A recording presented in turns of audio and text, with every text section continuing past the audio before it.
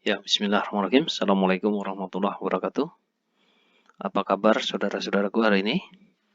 Mudah-mudahan dalam keadaan sehat walafiat dan selalu dalam lindungan Allah Subhanahu wa taala.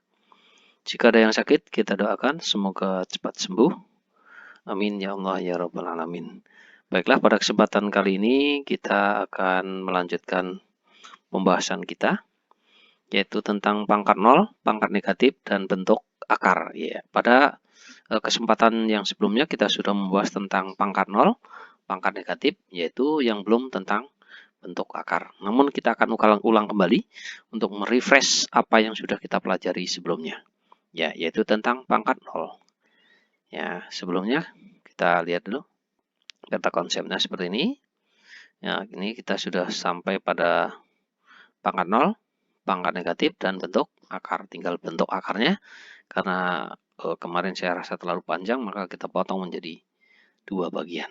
Oke, kita akan bicarakan tentang bentuk akar. Namun sebelum membicarakan bentuk akar, kita akan ingat kembali apa yang sudah kita pelajari. Ya, tentang contohnya di sini adalah 7 pangkat 3. Apa 7 itu disebut basis atau bilangan pokok, 3 disebut pangkat atau eksponen. Apa artinya? 7 di pangkat 3 artinya 7 ini merupakan perkalian berulang sebanyak 3 faktor. Jadi 7 kali 7 kali 7. Ya. Ya, 7 disebut basis atau bilangan pokok, 3 disebut eksponen atau pangkat. Yang artinya 7 kali 7 kali 7. Ya. 7 kali 7 kali 7 yaitu 340. Kemudian ingat kembali sifat-sifat perpangkatan. Sifat yang pertama yaitu, ya, jika kita punya A pangkat M dikali A pangkat N, hasilnya adalah, masih ingat? Ya, A dipangkatkan M ditambah N. Ya, bagus. Sekarang sifat yang kedua, A pangkat M dipangkatkan N. Hasilnya itu A dipangkatkan M dikali N atau A dipangkatkan MN. Ya. Yang ketiga, sifat yang ketiga, Q dipangkatkan M dibagi Q dipangkatkan N. Sama dengan Q dipangkatkan, ya, M dikurangi N. Oke. Sekarang sifat yang keempat, P dikali dengan Q dipangkatkan dengan N. Maka hasilnya adalah P pangkat Q kali, P pangkat N kali Q pangkat N. Ya. Sifat yang kelima, yaitu A dibagi B atau A per B dipangkatkan dengan M. Maka hasilnya itu A pangkat M sebagai pembilangnya dibagi sebagai penyebutnya yaitu B pangkat M. Iya. Oke. Nah, jadi untuk setiap ini kita ingat kembali, untuk setiap bilangan A, setiap A bilangan real tak 0, A dipangkatkan 0 bernilai berapa? Masih ingat? 1. Iya, betul.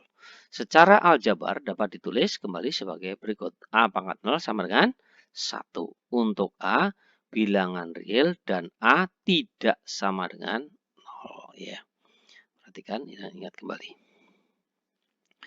Bilangan real tak 0, pangkat bilangan bulat negatif. Ya.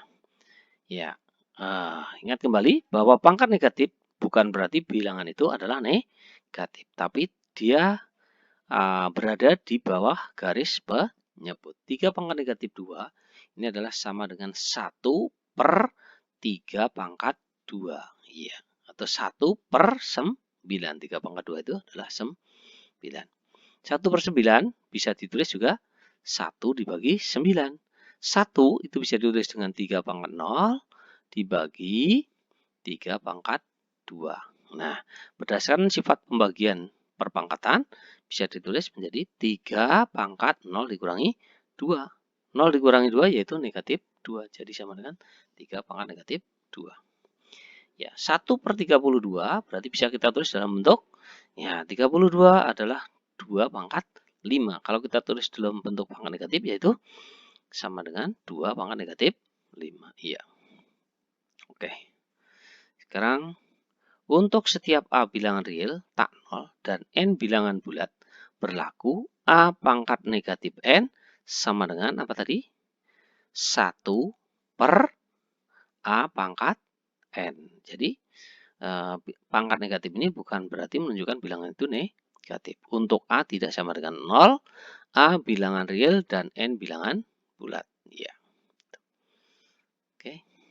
Sekarang kita bicara bentuk akar. Ya.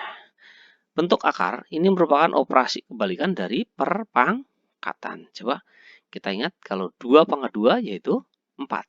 Nah, maka kalau kita bertanya yang dipangkatkan itu menggunakan bentuk akar. Ya. Berapakah jika dipangkatkan 2 sama dengan 4? Ya. Nah, yaitu 2.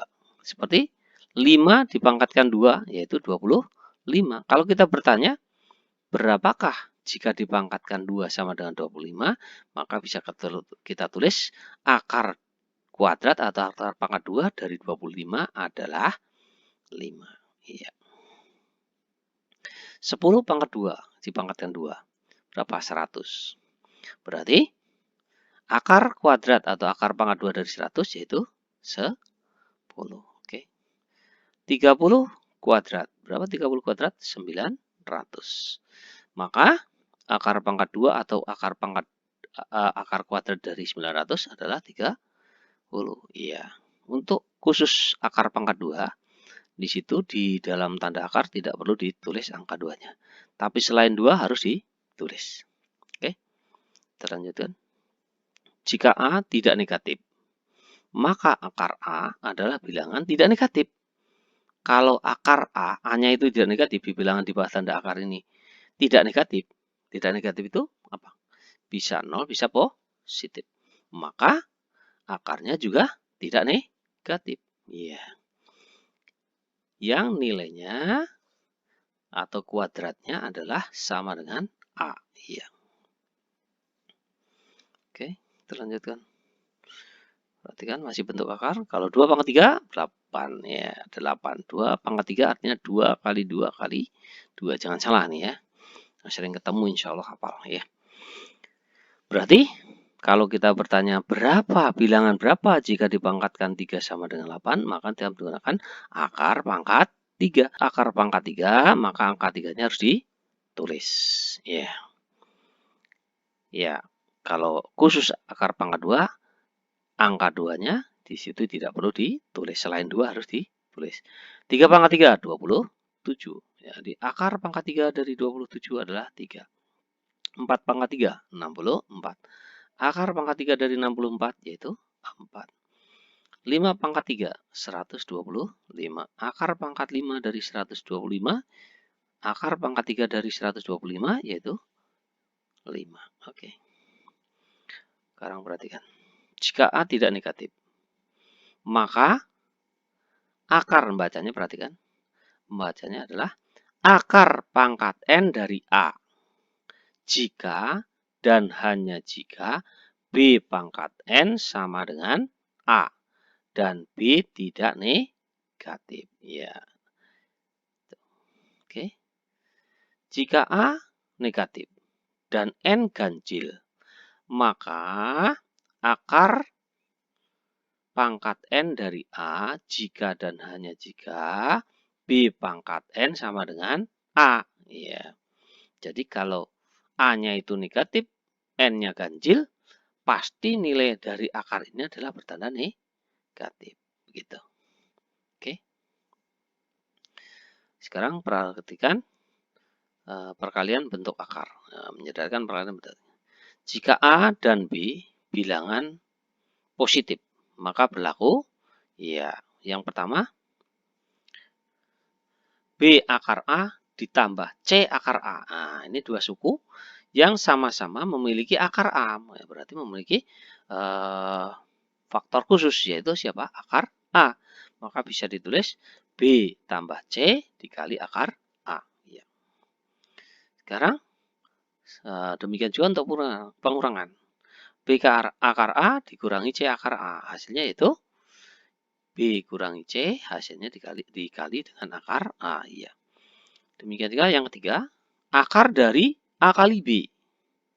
Yaitu akar A dikali akar B. Demikian juga untuk pembagiannya. Tapi ini harus ada syaratnya. Kenapa? Karena A-nya harus lebih dari 0 dan B juga lebih dari 0. Ya. Maka akar A per B atau akar A dibagi B, yaitu akar A dibagi akar B. Iya. Nah, ini bisa lihat contoh. Perhatikan, amati. Iya. Sudah ada contohnya, nanti kalian bisa teruskan. Akar 8 contohnya di sini. Akar 8 itu bisa ditulis menjadi akar 4 dikali 2. Akar 4 kali 2 menggunakan sifat yang itu tadi. Berarti sama dengan sifat yang ketiga yang di atas barusan. Akar 4 dikali akar 2. Akar 4 nilainya 2, akar 2-nya tetap berarti 2 akar 2. Demikian juga akar 45. Ya, di situ akar 9 kali 5. Akar 9-nya yaitu 3.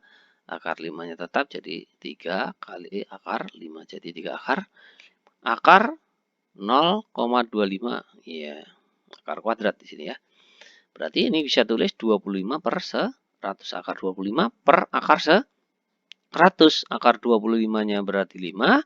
Akar 100-nya yaitu 10.